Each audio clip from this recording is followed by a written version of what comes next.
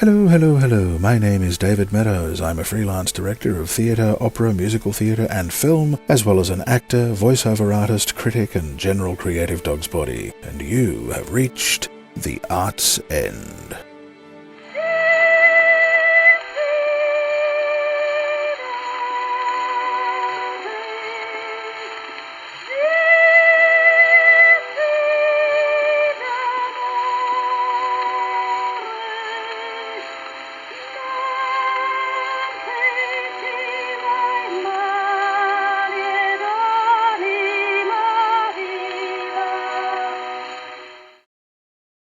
Race and racism. Along with gender and sexuality, they are perhaps the single most contentious and divisive subjects in opera and classical theatre today. As part of a broader conversation in Western culture generally, issues surrounding the depiction of race, ethnicity, culture and identity have seen virtually all of our most comfortable assumptions about casting and repertoire openly challenged and, in some cases, thrown to the wind entirely. Now, it's altogether way too vast a subject to be covered in a single YouTube video, but it is worth trying to get some sort of handle on the main points and to try and shed a little light on the history and perhaps the future as well, to get a sense of where we are, where we might be headed, and why nothing about this subject is easy. In an age when so much of the political and ideological discourse is defiantly binary, not to mention bellicose and belligerent almost by default, it would be nice to speak to some of the nuances and shades of grey that are being glossed over or ignored entirely in the average echo chamber podcast or social media comments thread. I'm a white man who grew up in a white majority nation colonised by white Europeans, and part of what has become known as my white privilege was having white Europeans and their white colonial cousins portrayed almost exclusively and across virtually every storytelling format known to us as the heroes, adventurers, statesmen, warriors, lovers and builders of all that is civilized and noble in the world. We've also been depicted as despots, sociopaths, tyrants and rogues, of course, but the point I'm making here is that in my youth, I rarely, if ever, saw any of those heroes, adventurers, statesmen, warriors, lovers and builders, civilized and noble, being played by people of colour. It was a given. According to the popular culture I grew up weaned on, white men built everything and were the rulers of all, and everybody else was either the wacky comic relief or the guy who died first. Any ethnicity that could be seen as other to the majority white audience was by and large relegated. And while I and my kind basked in the glory of being depicted as masters of the universe in virtually every cultural message I was receiving, people of colour, both in the audience and in the industry, were forced to feed on the leftovers. None of this registered to me consciously at the time because it was the default. White people, and particularly white men, were automatically represented front and centre, and with conspicuously rare exceptions, characters of colour were generally marginalised, demonised, or included tokenistically, or all of the above. As a teenager, with the first wave of home video in the 1980s, I began to expose myself to the genre exploitation cinema of the 1970s, mainly because they were the cheapest videos to rent, plus they all looked hell badass. And between blaxploitation films like Three the Hard Way and The Thing with Two Heads, Asian martial arts films like The Man from Hong Kong and Enter the Dragon, the badly dubbed Italian horror films of Argento and Fulci, not to mention the occasional television novelty like Monkey Magic, this idiot child growing up in regional Western Australia finally started to get a sense of perspective on the cultural diversity that could be found in truly global storytelling, however filtered it was through the highly specific prism of genre cinema and children's television. But it was also a very weird time elsewhere in storytelling. Most of the television I was watching as a child was British comedy in the vein of It Ain't Half Hot Mum and The Goodies, complete with blackface, minstrel shows and graphic racist slurs as punchlines. The very first production of Shakespeare's Othello I ever saw was the BBC's 1981 television version, which featured white Welshman Anthony Hopkins playing the title role in blackface. Blackface was the default for that role and had been for hundreds of years. Few actors of colour had been given the opportunity to play the title role, Not because they didn't exist or possess the talent, they certainly did, but because in white-majority nations where institutional prejudice denied them basic civil liberties and the dignity of legitimate inclusion, the arts and entertainment community was still blithely pantomiming all of the races with casual ignorance, not to mention bald-faced entitlement, and further exacerbating the shortfall in the training, funding, and hiring of non-Caucasian artists. In 1964, when Laurence Olivier was playing Othello in blackface and afro wig at London's Royal National Theatre, across the pond a young up-and-coming African-American actor by the name of James Earl Jones was playing the same role for the New York Shakespeare Festival at the Delacorte Theatre in Central Park. 9 years before that, in 1955, one of the very first television productions of a Shakespeare play that the BBC ever produced was an Othello that featured expat African-American actor Gordon Heath in the title role. Other actors of colour had played the role before. Paul Robeson played the role 3 times across his career, the final time in the UK for the Royal Shakespeare Company in 1959. When Robeson first tackled the role in 1930, also in the UK, he became the first actor of colour to play the role in a major production since Ira Aldridge in 1860, a gap of 70 years. The first known actor of colour to play the role at all was James Hewlett at the African Grove Theatre in New York in 1822, more than 200 years after Richard Burbage first played the role in blackface at its world premiere. So clearly the will was there, and everybody knew that the talent was there because there they were being showcased occasionally, but more often than not, white actors were blacking up because tradition, because habit, because they could. Robeson, Heath, Aldridge and Hewlett were the exceptions rather than the rule. For more than 350 years, the role of Othello was open to anyone and everyone, and if that meant blacking up, nobody thought twice about the racial politics. It was just acting. Only since the 1980s have companies around the world begun defaulting to casting black actors in the role.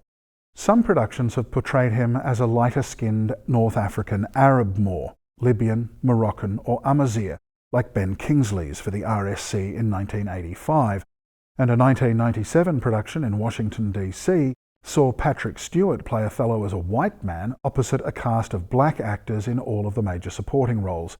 It was described at the time as a photo-negative production, and it did not pass without a certain amount of controversy. But even among black actors, opinion is divided on the role. Some have indicated an ambivalence towards the idea of playing the role at all, citing an awkward racialism in the expectation that it should be on their to-do list by default. With colour-blind or non-traditional casting now commonplace, many black actors are happier exploring Hamlet, Macbeth, Coriolanus, Benedick, Oberon, or even Iago as greater professional bounties. Joseph Papp of the New York Shakespeare Festival first began the practice of non-traditional or colour-conscious casting for that company in 1955, hiring actors of colour to play any characters for whom race was of little to no importance to the story or the production. With the civil rights movement in full flight at the time, the move towards equitizing the playing field for performers of colour began in earnest, and while not everyone was happy with the pace of progress, few could argue that it was not being made. Today, we're witnessing an extraordinary shift in casting practices, with more and more performers of colour tackling roles that would never otherwise have been imaginable, and with more of the lead creatives, writers, directors and producers, also being people of colour, more content is being produced with that very notion in mind. Part of what made the Broadway juggernaut Hamilton such a seismic moment in the history of the Great White Way was the very deliberate casting of black, Hispanic and Asian actors as historical figures who were all Caucasian in real life. On television and film, as well as in theatre, we're seeing more and more historically white characters being portrayed by actors of colour. Not without controversy, of course, but more of that anon. But what about opera? How has and is race and racism being treated in the world of Verdi, Wagner and Mozart? As it turns out, 1955 was something of a watershed year for black performers, especially in New York City. At the same time as Gordon Heath was playing Othello for the BBC across the Atlantic, and Joseph Papp was opening his doors and Shakespeare's entire canon to New York's classical actors of colour, further downtown at the old Metropolitan Opera House at 1411 Broadway, the Met's then general manager Rudolph Bing was likewise diversifying his casting practices, making history with the appearances of contralto Marian Anderson and baritone Robert McFerrin Sr., the first black principal artists in the company's history. Their first roles were both as black characters, respectively Ulrika, the voodoo priestess in Verdi's A Masked Ball, and Amonasro, the king of Ethiopia, in the same composer's Aida. But in 1956, McFerrin would sing the title role in Rigoletto at the Met, a non-traditional casting that would set the stage perfectly for a truly stunning immediate generation of African-American stars. Leontine Price, Grace Bumbry, George Shirley, Martina Arroyo, Rary Grist, and Shirley Verrett. Every one of these 6 artists would become legitimate superstars with major international careers and would collectively usher in a new age of opportunity for singers of colour in the US and around the world. Now, of course, in opera there is one factor that sits above all other considerations when it comes to casting, including race: the voice. And one of the reasons why opera has so consistently been at the vanguard of colour-conscious casting over the last 60 or so years is because the voice has always been prioritised. If you're a black lyric tenor with the tone and stylistic command for Mozart, you're in a periwig and frock coat for most of your career. If you're a dramatic soprano with the chops for Wagner, your colour is rarely of any consequence. You're off to 12th century Ireland or 14th century Germany on a pretty routine basis. Singers of colour routinely get to perform a much broader range of roles than their colleagues in the dramatic theatre or on film and television, because if the voice is there, all other considerations fall to the wayside, including their physical appearance. But there's a catch. Well, actually there are several, but the one that's pertinent to the subject currently under discussion is that the reverse proposition also holds. The very same prioritising of vocal suitability over ethnicity means that white singers have largely continued to play characters of colour, often in blackface, to this day. In 2022, Russian soprano Anna Netrebko, one of today's biggest opera stars, appeared as Aida at Arena de Verona in full blackface, and was, along with the venue's management, defiantly unapologetic about the fact, despite an international outcry, and even as African-American soprano Angel Blue, who was due to sing the lead role in Verdi's La Traviata at the same venue later in the year, cancelled her performances in protest at a practice she described as archaic, humiliating, and outright racist. Because of the opera world's focus on vocal suitability over all else, their use of blackface has continued well beyond the dramatic stage's use of it. Where Shakespeare's Othello has been the exclusive province of actors of colour over the last 40 years, Verdi's operatic equivalent has continued to be routinely sung by white dramatic tenors in blackface, well into the 2020s. And it's not like the talent isn't there. I can give you the name of 7 African-American or Anglo-Caribbean tenors who have sung the role professionally for regional opera companies over the last 20 years. And while 7 is not enough to populate every production being staged at any given time, especially since the poor blokes might want to occasionally sing other roles as well, just for giggles, it's a start. That it took 130 years and 234 performances before the Royal Opera in London cast a black tenor to sing Othello, a black man, on that venerated stage, the American tenor Russell Thomas, in 2022, is a testament to just how much work still needs to be done. If history has largely forgotten the earliest black Othellos, Lawrence Watson in Buffalo, New York in 1956, who is so forgotten I couldn't even find a photograph of him, Charles Holland at De Nederlandse Opera in 1957 and for BBC television in 1959, and Nathan Boyd at the Spoleto Festival in 1965, who I also couldn't find a photograph of, then perhaps we can do right by the likes of Russell Thomas, Michael Austin, Howard Haskin, Limmy Pulliam, Ronald Sam, Issachar Savage, and Ray M. Wade Jr., all of whom are contemporary black dramatic tenors with the role already in their repertoire.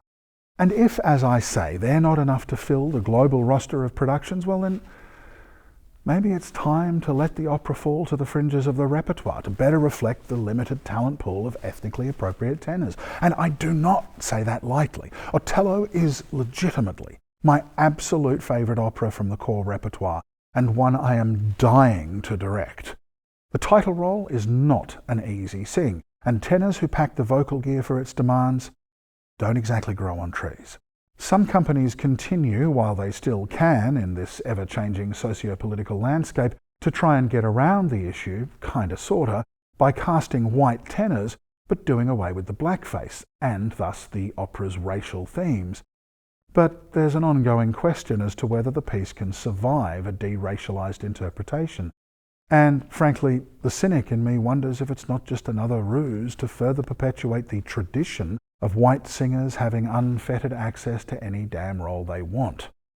I once sat on a Facebook comments thread about the Netrebko blackface controversy and watched one of my very favourite singers in the world, a celebrated superstar bass baritone with a glorious decades-long career to his extremely well-known name, bemoan the casting of Hamilton and how inappropriate it was to have performers of colour play white people, despite the fact that this particular white bass baritone had spent half his career playing characters from the Middle East and Northern Africa. Now look, if we apply bald logic to the scenario, then of course it's just as wrong for people of colour to portray explicitly white characters as it is for white performers to play explicitly black ones. What's good for the goose and all that? Perfect balance. The problem is that we never had perfect balance in the first place, and we still don't. The hard-nosed logic of perfect equality is, of course, theoretically correct, and goodness knows it's what all of us on the left are striving for as we work towards the post-racial age, but we're not in the post-racial age. Not yet. Not by a long shot. We're far, far, far from it. If you lock yourself rigidly inside abstract logicality, you miss the point entirely. Culturally and historically, the fight for diversification and representation has been guided by moral and political imperatives rather than abstractly logical ones. And however long we have to continue wrestling to the ground the beast that is institutional injustice, thus it will remain. There's a difference between equity and equality, and everyone involved in this discussion has to understand and accept this before they can be taken seriously within it. Of course, all lives matter, but there are compelling historical and cultural reasons for why we have to continue reminding ourselves that black lives are included in that. If it's easy for people to forget that fact, and it clearly is, then using singular rhetoric like Black Lives Matter becomes a pronouncement of basic worthiness rather than of exclusivity. This goes back to what I was saying earlier about my own upbringing. History is written by the victor, and therefore inherent within colonialism and Eurocentrism, we white folk have written ourselves large as the lead characters in the history of the very notion of civilization itself. Any time a work of stage or screen presumes to present ethnic diversity in, say, ancient Rome, or Imperial Russia, or revolutionary France, or the Middle Ages, there is always pushback, whether it be from retrogrades and reactionaries caterwauling about forced diversity, woke virtue signalling, or liberal clown shows, or from those who, for whatever reason, simply haven't had the chance to wrap their head around the issue's complexities. Centuries of social engineering portraying people of colour as marginal to the story of humankind has become so cosy for some that equitizing measures on the path to true equality can represent a fairly potent, elemental threat to their very sense of self. There have been black people living and working in all walks of life across Europe and the Americas for centuries. Angel Bleu playing a French courtesan in La Traviata is completely viable when you remember that Alexandre Dumas, the French novelist who wrote The Three Musketeers, The Count of Monte Cristo, and The Man in the Iron Mask, was a black Frenchman, and that The Three Musketeers was published in Paris less than a decade before La Traviata premiered. Black singers performing any role at all in Tchaikovsky's Eugene Onegin is also entirely credible when you know that Alexander Pushkin, who wrote the novel upon which Tchaikovsky based his opera, was part black. Lucian Samati playing Salieri in the play Amadeus isn't historically accurate, but then let's face it, neither is the play. But it's not historically anachronistic if you know that the celebrated French-Caribbean composer Joseph Boulogne, Chevalier de Saint-Georges, a black nobleman widely admired in Paris, was a contemporary of both Salieri and Mozart. Based on this factor alone, almost every role in almost every opera and almost every play in the entire repertoire should be available to performers of colour. The fact that for centuries every role in every play and every opera in the entire repertoire, including characters explicitly written as people of colour, have been traditionally played by Caucasians, is the embodiment of institutional and structural racism. The most rudimentary realization of authentic equity is redressing that imbalance as a matter of basic moral principle. And our entry-level action must surely be to default to casting characters of colour with performers of colour. For everyone who argues that acting is acting and singing is singing and that talent should be the sole arbiter of a performer's worthiness to fill a role, fair call, I agree with you. The role of a black person should therefore be played by the black performer with the most talent. Problem solved.